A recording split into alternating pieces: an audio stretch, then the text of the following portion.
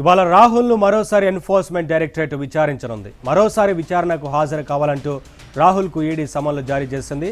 నిన్న ఢిల్లీలో ఈడీ కార్యాలయంలో రాహుల్ విచారణకు హాజరయ్యారు. నిన్న దాదాపు 9 గంటల పాటు రాహుల్ను ఈడీ అధికారులు ప్రశ్నించారు.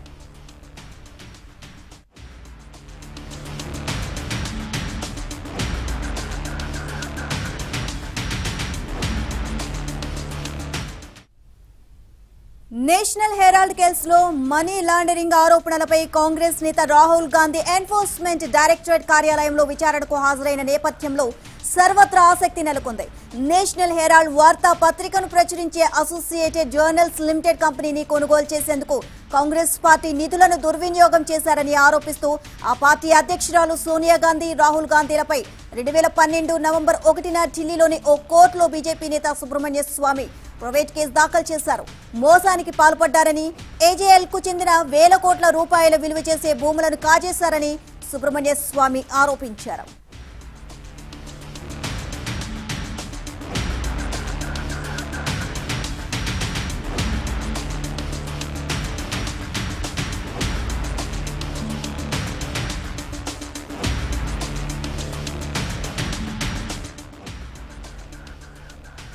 ఢిల్లీ, యూపీ తదితర ప్రాంతాల్లో ఏజేఎల్కు ఉన్న 1600 కోట్ల విలువైన ఆస్తులను వారిద్దరూ యజమానులుగా ఉన్న యంగ్ ఇండియన్ కంపెనీ ద్వారా మోసపూరితంగా దక్కించుకున్నారని పేర్కొన్నారు. ఈ కేసులోనే మనీ లాండరింగ్ ఆరోపణలపై విచారణ జరిపిన ఈడీ ఇటీవల సోనియా, రాహుల్కు సమన్లు జారీ చేసింది. దీంతో రాహుల్ గాంధీ సోమవారం ఈడీ ఎదుట విచారణకు హాజరయ్యారు.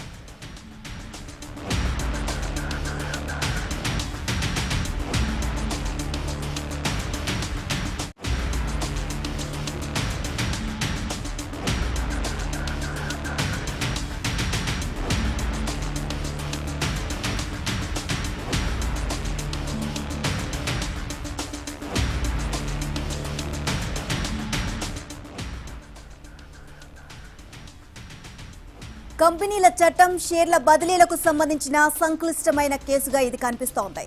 వివాదమంతా 2011 జనవరిలో జరిపిన ఏజేఎల్ షేర్ల కొనుగోలు వ్యవహారంలోనే ఉంది. దేశ స్వాతంత్ర్యానికి ముందు పండిట్ జవహర్ లాల్ నెహ్రూ 5000 మంది స్వాతంత్ర సమరయోధుల నుంచి నిధులు సమీకరించి ఏజేఎల్ను ఏర్పాటు చేశారు. ఆ 5000 మంది ఈ కంపెనీకి షేర్ హోల్డర్లు.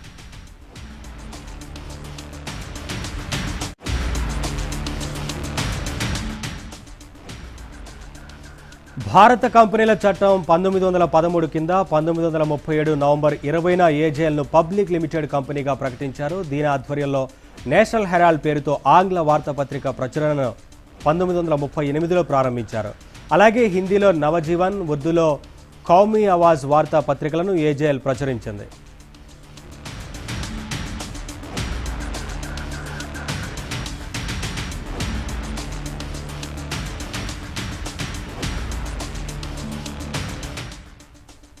ఏజేఎల్ నష్టాల్లో ఉందంటూ నేషనల్ హెరాల్డ్ తో సహా ఆ సంస్థకు చెందిన అన్ని పత్రికల ముద్రణను 2008 ఏప్రిల్లో నిలిపివేశారు. అనంతరం ఆ సంస్థ ఆస్తులను అద్దెకు ఇచ్చేందుకు కూడా అనుమతిచ్చారు. 2010 సెప్టెంబర్ 1న లఖనూలోని ఏజేఎల్ కార్యాలయాన్ని ఢిల్లీలోని హెరాల్డ్ హౌస్ లోకి తరలించారు.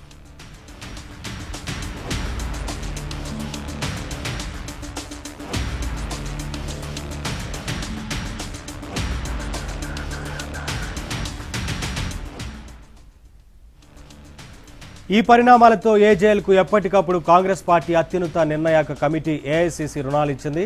ఈ రుణాలు 2010 డిసెంబర్ 16 నాటికి 90.21 కోట్లకు చేరాయి. అదే రోజున ఈ మొత్తం రుణ బకాయిలను ఏజేఎల్కు చెందిన 99.99% షేర్లను యంగ్ ఇండియన్కు ఏఐసీసీ బదలాయించింది. ప్రతిగా యంగ్ ఇండియన్ కంపెనీ 50 లక్షలు చెల్లించింది. అంతకు 3 రోజుల ముందే యంగ్ ఇండియన్ కంపెనీ తొలి మేనేజింగ్ కమిటీ సమావేశాన్ని నిర్వహించి రాహుల్ గాంధీని డైరెక్టర్గా నియమించారు.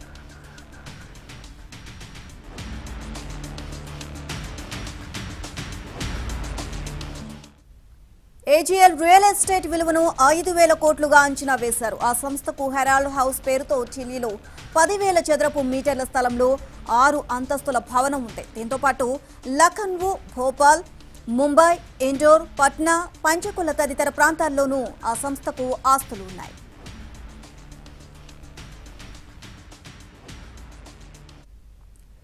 యంగ్ ఇండియన్ అనేది ఒక ప్రైవేట్ కంపెనీ. దీన్ని 2010 నవంబర్ 23న స్థాపించారు. ఇందులో సోనియా, రాహుల్, కౌమీ ఆవాజ్ వార్తా పత్రికలను ఏర్పాటు చేశారు. 2010 నవంబర్ 23న సోనియా, రాహుల్, కౌమీ ఆవాజ్ వార్తా పత్రికలను ఏర్పాటు చేశారు. 2011 జనవరి 2012 జూన్ 2013 వరకు యంగ్ ఇండియన్ కంపెనీ రాహుల్లకు సంయుక్తంగా మెజారిటీ షేర్లున్నాయి.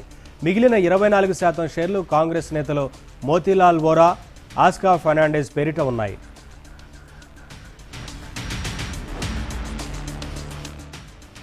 ఢిల్లీలోని హెరాల్డ్ హౌస్లోనే ఈ సంస్థ ప్రధాన కార్యాలయం ఉంది. 2011 జనవరి 22న యంగ్ ఇండియన్ సంస్థకు తాజా షేర్ల కేటాయింపు జరిపారు. ఏజీఎల్ షేర్ల స్వాధీనం 100% పూర్తి చేయాలి అనే లక్ష్యంతో 47,513 విలువైన షేర్లను రాహుల్ గాంధీ, 2,62,411 విలువైన షేర్లను ఆయన సోదరి ప్రియాంక గాంధీ వాద్రా, రతన్ దీప్ ట్రస్ట్, జన్హిత్ నిధి ట్రస్ట్ల ద్వారా కొనుగోలు చేశారని, ఇందులో కంపెనీల చట్టం నిబంధనలను పాటించలేదని సుబ్రహ్మణ్య స్వామి ఆరోపించారు.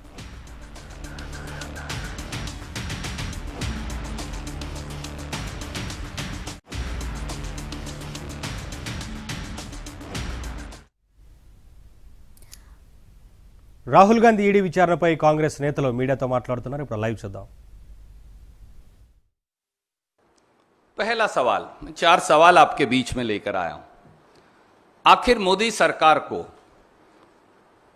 आखिर भाजपा के निशाने पर श्री राहुल गांधी और कांग्रेस क्यों है? दूसरा सवाल, क्या जनता के मुद्दे उठाने वाली मुखर आवाज को दबाने का षड्यंत्र है ईडी की कार्यवाही? ये सवाल हैं जो शायद टेलीविजन पूछ नहीं पा रहा. तीसरा सवाल, क्या श्री राहुल गांधी मोदी सरकार द्वारा चंद धन्ना सेठों के हित साधने में रोड़ा बने हैं? चौथा सवाल, भाजपा सरकार हजारों करोड़ रुपया विज्ञापन पर खर्च कर, 40-50 मंत्री लगाकर, सारे मीडिया पर दबाव डालकर, कल पूरा दिन आपको व्हाट्सएप यूनिवर्सिटी पर मैसेज भेज ये बताकर के ये चलाइए, ये चलाइए, ये चलाइए. केवल एक आवाज श्री राहुल गांधी पर ही इतनी हमलावर क्यों है? ये 4 सवाल हैं जिन्हें जानना देश को जरूरी है. आइए इन सवालों के जवाब जानें और समझें कि क्यों मोदी सरकार कांग्रेस की एकजुटता और श्री राहुल गांधी की बुलंद आवाज से डर गई है. पहला, जब चीन ने हमारे देश की सरजमी पर कब्जा किया, हमारे जवान शहीद हुए, तो प्रधानमंत्री जी ने कहा, सर्वदलीय बैठक में कहा, न कोई घुसा है और न कोई आया है. तब विपक्ष की एकमात्र आवाज श्री राहुल गांधी ने सरकार की इस झूठ को घेरा और देश की माटी के लिए, शहीद जवानों के लिए आवाज उठाई. आज 2 साल बीत जाने के बावजूद भी चीन को भारत मां की सरजमी से खदेड़ नहीं पाए. इसलिए श्री राहुल गांधी से परेशानी है. दूसरा, महंगाई से हो रही जनता की बदहाली पर श्री राहुल गांधी ने लगातार सरकार को घेरा.